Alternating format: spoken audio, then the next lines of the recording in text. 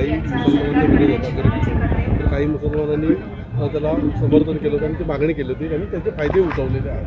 काय सांगा? नाही, मी हे ऐकलेलं नाही किंवा बघितलेलं देखील नाही. मला असं वाटतं की नरेंद्र मोदी साहेब हे देशाचे पंतप्रधान आहेत आणि त्यांनी केलेल्या स्टेटमेंटवर मी महायुतीतला एक आमदार म्हणून किंवा मंत्री म्हणून ऐकल्याशिवाय बोलणं योग्य नाही. त्याच्यामुळे ती मुलाखत मी सविस्तर ऐकीन आणि त्याच्यानंतरच आमचं मतप्रदर्शन आम्ही करू. सहदेव भेटल्यानंतर उद्धव ठाकरे गटामध्ये प्रवेश झालेला आहे. त्यावेळेला उद्धव ठाकरेंनी कोकणचा दौरा करावा आणि उद्धव ठाकरेंनी कोकणचा दौरा करावा असं म्हटलेलं होतं संजय राऊतांनी आणि म्हटलं होतं की पण मला माहीत नाही कोणी प्रवेश केला, पण त्यांनी काँग्रेसमधनं केलं आहे ना. हो म्हणजे आम्हाला धोका नाही त्याचा.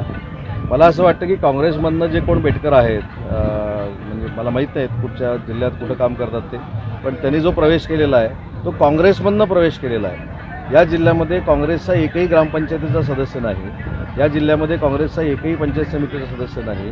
अशा पक्षातनं काँग्रेसच्या नेत्याला उबाठामध्ये घेतलेला आहे. त्याच्यामध्ये महाविकास आघाडीमध्ये किती अलबेल आहे ते बघा. आपापसातली लोक आपापसामध्ये प्रवेश करून घेत आहेत. तो काँग्रेसमधनं उबाठामध्ये झालेला प्रवेश होता. त्याच्यामुळे डॅमेज आम्ही नाही झालो आहे, डॅमेज महाविकास आघाडी झाली.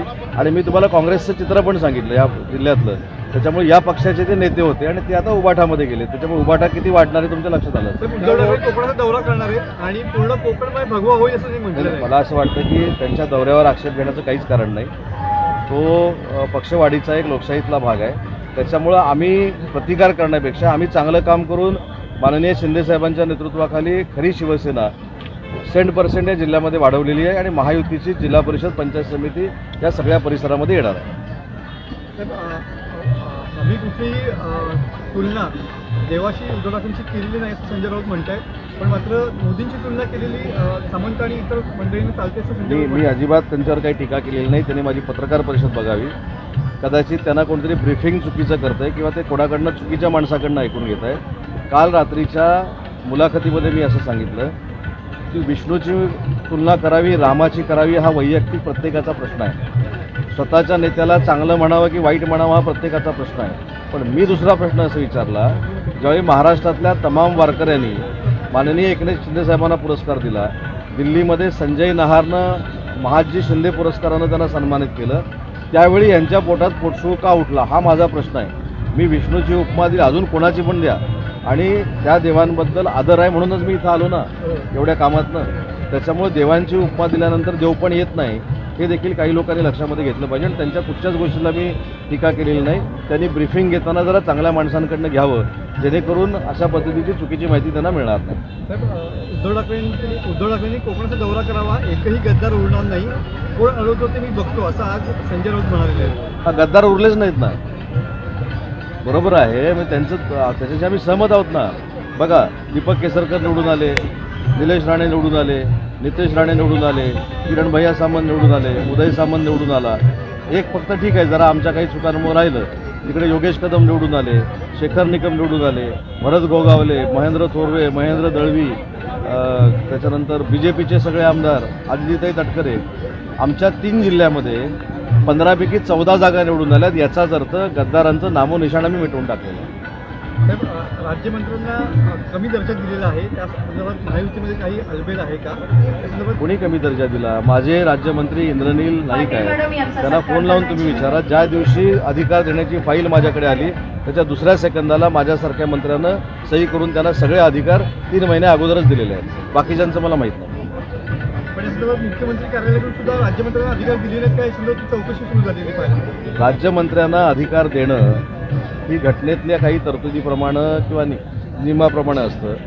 राज्यमंत्र्यांनी देखील समजून घेतलं पाहिजे. आता उदाहरणार्थ माझे राज्यमंत्री आहेत सन्माननीय इंद्रनीलजी, त्यांनी कधीच असं उद्योगमंत्री म्हणून माझ्याकडे कधी काही मागणी केली नाही. कारण का केली नाही? तर मी दुसऱ्या सेकंदाला त्यांचे अधिकार दिले.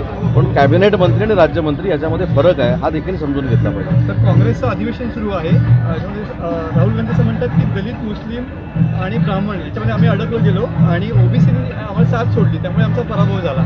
म्हणजेच फेक नरेटिव्ह सेट केलं ना. ते स्वतः कबूल करतायत की आम्ही लोकसभेला फेक नरेटिव्ह सेट केला आणि आता ओबीसीच नाही, ज्यांच्या बाबतीमध्ये फेक नरेटिव्ह सेट केला होता ते देखील लोक यांच्यासोबत राहणार नाही. भैयांना महाराष्ट्रात ठेवायचं की नाही असा असण्याचा विचार करावा लागेल असं मनसेचं स्टेटमेंट आहे. ज्या पद्धतीने त्यांची त्यांनी सरसकट ते बोललेलं नाहीत. ज्या एका व्यक्तीनं BJPची मान्यता रद्द करावी, आपल्या मनसेची मान्यता रद्द करावी अशा पद्धतीचं भाष्य केलेलं, त्याच्या संदर्भातला तो वैयक्तिक विषय होता. सरसकट ते असं बोललेलं नाही. संदीप देशपांडे मला माहिती आहे. काय सांगाल? आपण देखील सगळे रत्नागिरीतले आहात. आपल्याला माहीत असेल की जरी विनायकाचं हे देवस्थान जे आहे ते अतिशय जागृत असं देवस्थान आहे. आणि 1 वर्षभरापूर्वीपासून शेट्टी नामक एक उद्योजक आहेत, त्यांना एक या मंदिरापासून चांगला अनुभव आला म्हणून त्यांनी या मंदिराचा जीर्णोद्धार केला.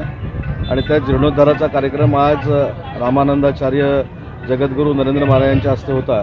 आणि त्या कार्यक्रमाला एक भक्त म्हणून उपस्थित होतो. हजारोंच्या संख्येनं रत्नागिरीकर आणि भक्त या ठिकाणी उपस्थित आहेत. मला असं वाटतं की समुद्राच्या किनारी अतिशय उत्कृष्ट पद्धतीनं या मंदिराची उभारणी करण्यात आलेली आहे.